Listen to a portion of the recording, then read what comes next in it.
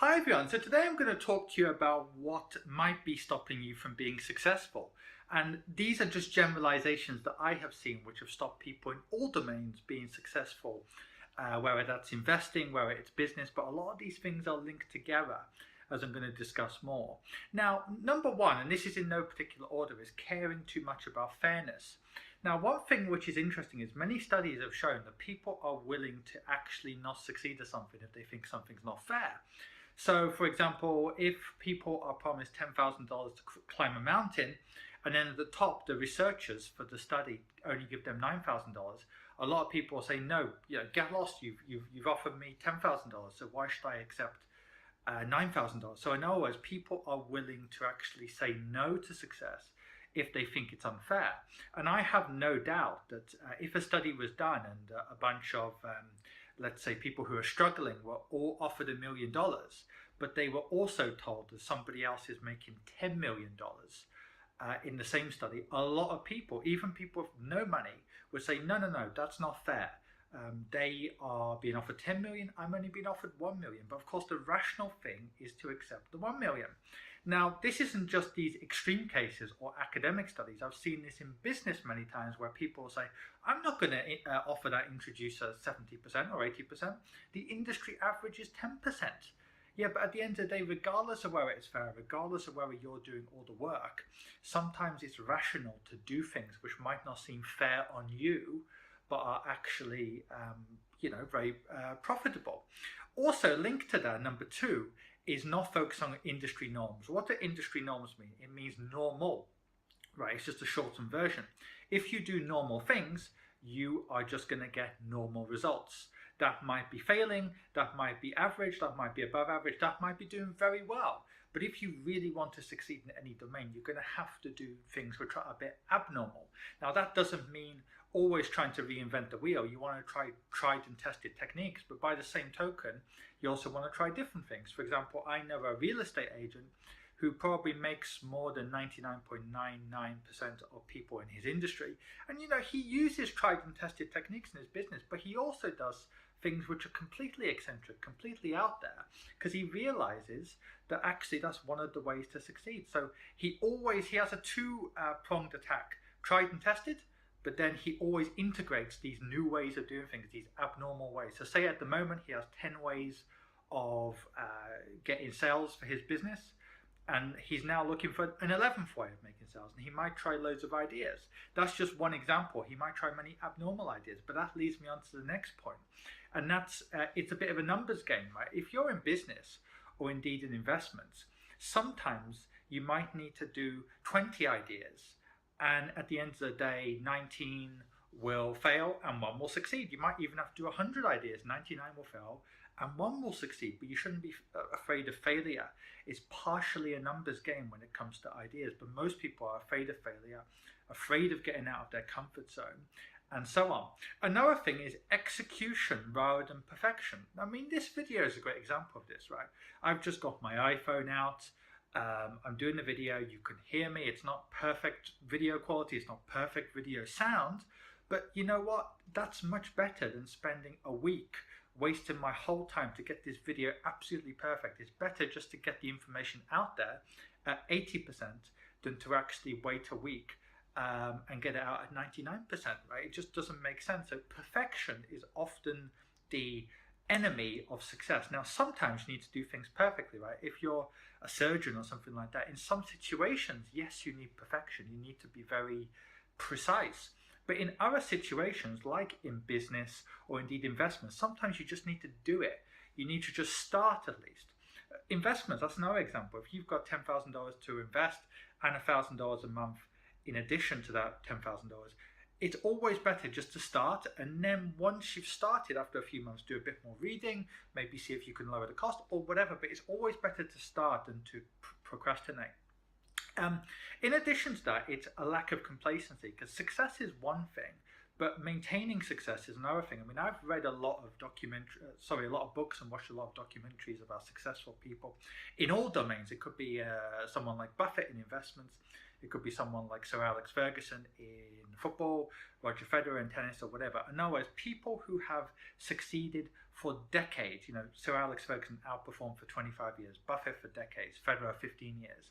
Because the reality is most people succeed for a short amount of time at best, but then they become complacent. They think, well, what I know, that's all I need to know. But the very successful people adapt themselves.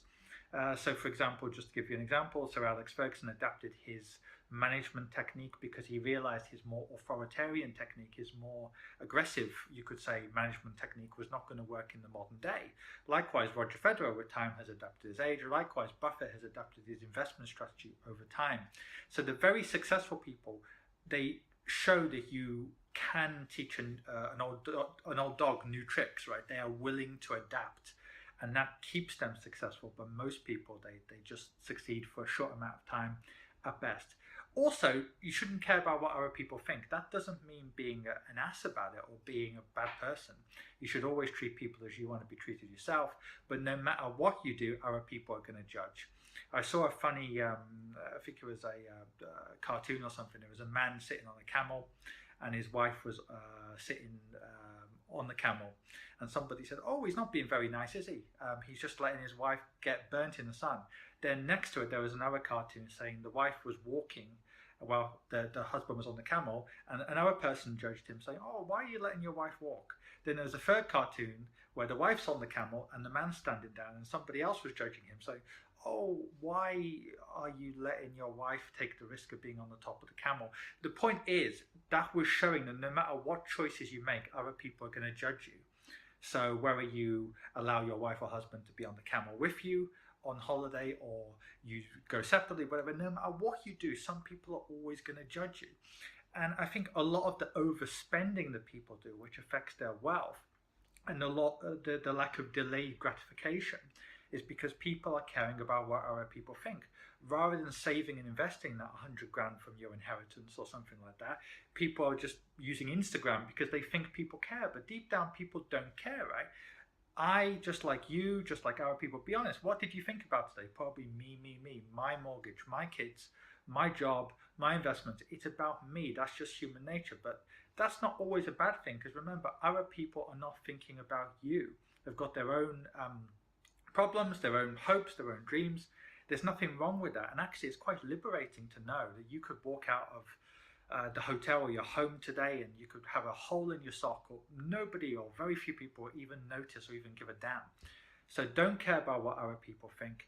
And that also links to the last point, or not the last point, maybe 2 or 3 points ago. Break industry norms, be abnormal.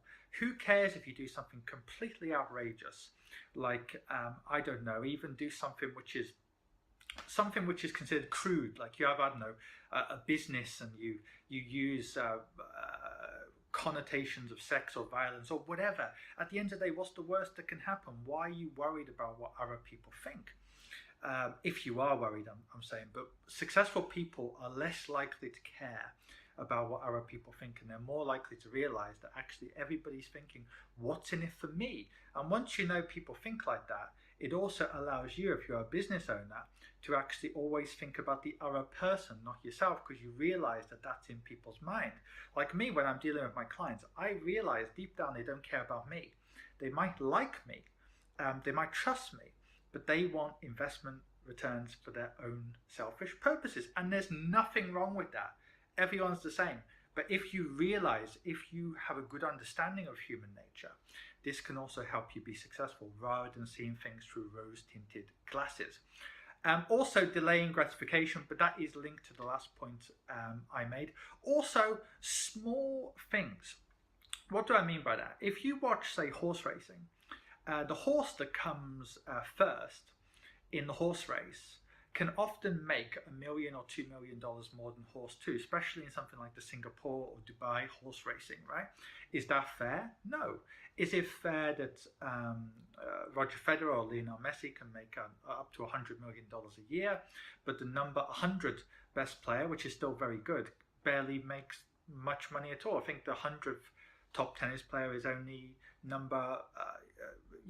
only making $50,000 or $20,000. They often have to work part-time. That's not fair, but the market doesn't care about what's fair. So if you focus on the small things, it can actually make a huge difference to your income. Good example, let's say you're a business owner, you work in sales, and you find a way of selling to your top 1% of customers more. So you work less, but you actually make more. That's not fair, but it's rational, it's profitable, and so on. Likewise, let's say if you decide to invest from the age of 22 as opposed to the age of 42, you're going to make up to $1 or $2 million extra by the time you're 65, just because you're using time to compound. But you're not working any harder. You're just using the 80-20 rule in finance to make sure that compounding works for you. So there's many things which aren't fair but are perfectly rational. And finally, I would say focus is key. I think Bill Gates and Buffett both said the focus is the most important thing for success. And ultimately, if you focus on your goals, you're more likely to avoid some of these things like delaying gratification, caring about what other people think. Good example, let's say you want financial freedom in 10 years, or you want to start your own business in 10 years, or whatever you want to do. If you can see progress and you can actually break down those broader goals into monthly targets, why would you care about what somebody is saying on your Facebook page or something like that? You can see the broader picture. So all of these issues that stop people from being successful, like not delaying gratification, like caring about what people think about them, like caring too much about things that are fair and all this stuff, it's less likely this is going to be an issue if you have very clearly defined goals which are very specific and you break down those goals. So a good example, let's say you say, right, I want to have $1 million in 10 years. That's a very specific goal. But then it might seem very unrealistic. But if you then break down that goal into monthly increments and say, well, okay, based on the assumption markets will grow up by 6 or 8%, how much do I need to save and invest every month?